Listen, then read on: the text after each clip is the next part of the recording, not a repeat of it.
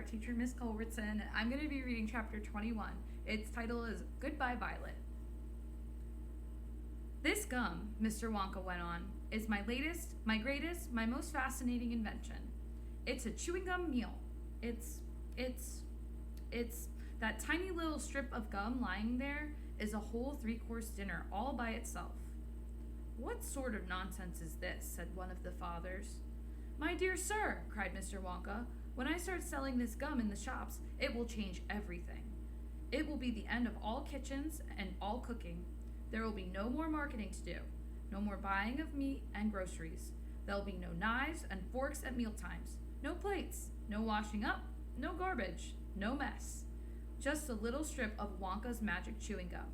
And that's all you'll ever need at breakfast, lunch, and supper. This piece of gum I've just made happens to be tomato soup, roast beef, and blueberry pie, but you can have almost anything you want. What do you mean it's tomato soup, roast beef, and blueberry pie? Said Violet Beauregarde. If you were to start chewing it, said Mr. Wonka, then that is exactly what you would get on the menu. It's absolutely amazing. You can actually feel the food going down your throat and into your tummy. And you can taste it perfectly, and it fills you up. It satisfies you. It's terrific. It's utterly impossible, said Veruca Salt. Just so long as it's gum, shouted Violet Beauregarde. Just so long as it's a piece of gum and I can chew it, then that's for me.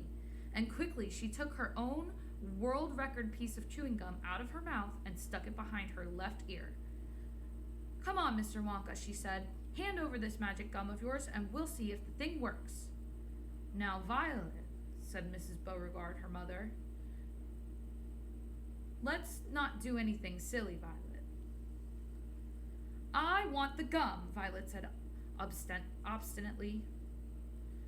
What's so silly? I would rather you didn't take it, Mr. Wonka told her gently. You see, I haven't got it quite right yet. There are still one or two things. Oh, to heck with that, said Violet, and suddenly, before Mr. Wonka could stop her, she shot out a fat hand and grabbed the stick of gum out of the little drawer and popped it into her mouth. At once, her huge, well-trained jaws started chewing away on it like a pair of tongs. Don't, said Mr. Wonka. Fabulous, shouted Violet. It's tomato soup. It's hot and creamy and delicious. I can feel it running down my throat. Stop, said Mr. Wonka. The gum isn't ready yet. It's not right. Of course it's right, said Violet. It's working beautifully. Oh my, what lovely soup this is. Spit it out, said Mr. Wonka. It's changing, shouted Violet, chewing and grinning both at the same time. The second course is coming up. It's roast beef. It's tender and juicy. Oh boy, what a flavor. The baked potato is marvelous, too. It's got a crispy skin and it's all filled with butter inside. But how interesting, Violet, said Mrs. Beauregarde. You are a clever girl. Keep chewing, kiddo, said Mr. Beauregarde. Keep right on chewing, baby. This is a great day for Beauregardes. Our little girl is the first person in the world to have a chewing gum meal. Everybody was watching Violet Beauregarde as she stood there chewing this extraordinary gum. Little Charlie Bucket was staring at her absolutely spellbound, watching her huge rubbery lips as they pressed and unpressed with the chewing, and Grandpa Joe stood beside him, gaping at the girl. Mr. Wonka was wringing his hands and saying, No, it isn't ready for eating, it isn't right, you mustn't do it. Blueberry pie and cream, shouted Violet. Here it comes. Oh my, it's perfect. It's beautiful. It's exactly as though I'm swallowing it. It's as though I'm chewing and swallowing great big spoonfuls of the most marvelous blueberry pie in the world. Good heavens, girl, shrieked Mrs. Beauregarde, suddenly staring at Violet. What's happening to your nose? Oh, be quiet, Mother, and let me finish, said Violet. It's turning blue, screamed Mrs. Beauregarde. Your nose is turning blue as a blueberry. Your mother is right, shouted Mr. Beauregarde. Your whole nose has gone purple. What do you mean? Said Violet, still chewing away. Your cheeks, screamed Mr. Beauregarde. They're turning blue as well. So is your chin. Your whole face is turning blue. Spit that gum out at once, ordered Mr. Beauregarde. Mercy, save us, yelled Mrs. Beauregarde. The girl's going blue and purple all over. Even her hair is changing color. Violet, you're turning violet. Violet! What is happening to you?" "I told you I hadn't got it quite right," sighed Mr. Wonka, shaking his head. "I'll say you haven't," cried Mrs. Beauregard. "Just look at the girl now." Everybody was staring at Violet, and what a terrible, peculiar sight she was. Her face and hands and legs and neck, in fact the skin all over her body, as well as her great big mop of curly hair, had turned a brilliant purplish blue, the color of blueberry juice. "It always goes wrong when we come to the dessert," sighed Mr. Wonka. "It's the blueberry pie that does it. But I'll get it right one day. You wait and see." "Violet," screamed Mrs. Beauregard, "you're swelling up." "I feel sick," Violet said. "You're swelling up," screamed Mrs. Beauregard again. "I feel most peculiar," gasped Violet. "I'm not surprised," said Mr. Beauregard. "Great heavens, girl," screeched Mrs. Beauregard. "You're blowing up like a balloon." "Like a blueberry," said Mr. Wonka. "Call a doctor," shouted Mr. Beauregard. "Prick her with a pin," said one of the other fathers. "Save her," cried Mrs. Beauregard, wringing her hands. But there was no saving her now. Her body was swelling up and changing shape at such a rate that within a minute it had turned into nothing less than an enormous round blue ball, a gigantic blueberry in fact, and all that remained of Violet Beauregard herself was a tiny pair of legs and a tiny pair of arms sticking out of the great round fruit and a little head on top. "It always happens like that," sighed Mr. Wonka. "I've tried it 20 times in the testing room on 20 Oompa Loompas, and every one of them finished up as a blueberry. It's most annoying. I just can't understand it." "But I don't want a blueberry for a daughter," yelled Mrs. Beauregard. "Put her back to what she was this instant." Mr. Wonka clicked his fingers, and 10 Oompa Loompas appeared immediately at his side. "Roll Miss Beauregard into the boat," he said to them, "and take her along to the juicing room at once." "The juicing room?" cried Mrs. Beauregard. "What are they going to do to her there?" "Squeeze her," said Mr. Wonka.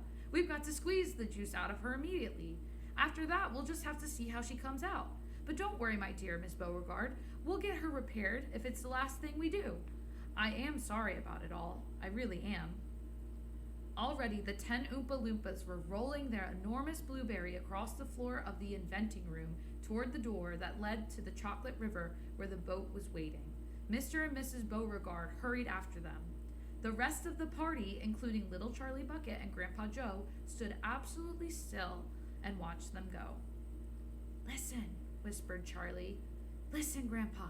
The Oompa Loompas in the boat outside are starting to sing."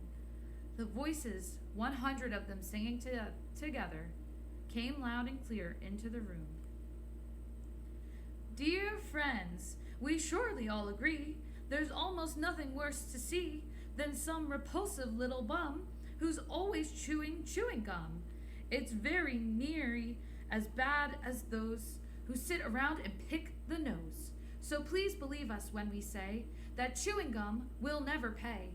This sticky habit's bound to send the chewer to a sticky end. Did any of you ever know a person called Miss Bigelow?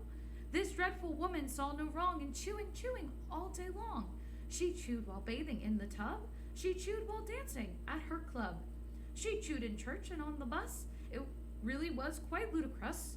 And when she couldn't find her gum, she'd chew up the linoleum, or anything that happened near a pair of boots, the postman's ear, or other people's underclothes. And once she chewed her boyfriend's nose.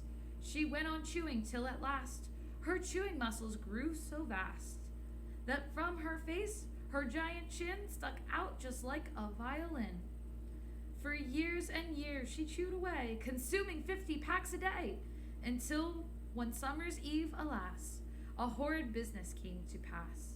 Miss Bigelow went late to bed.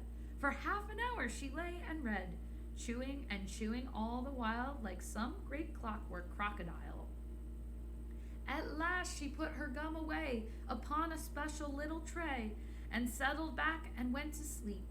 She managed this by counting sheep.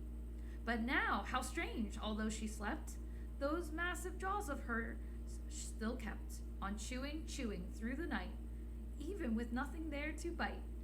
They were, you see, in such a groove They positively had to move, and very grim it was to hear, in pitch darkness, loud and clear, this sleeping woman's great big trap, opening and shutting, snap, snap, snap.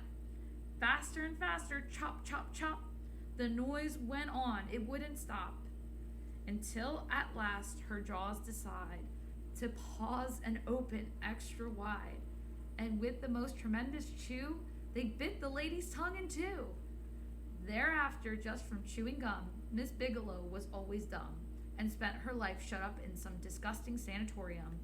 And that is why we'll try so hard to save Miss Violet Beauregard from suffering an equal fate.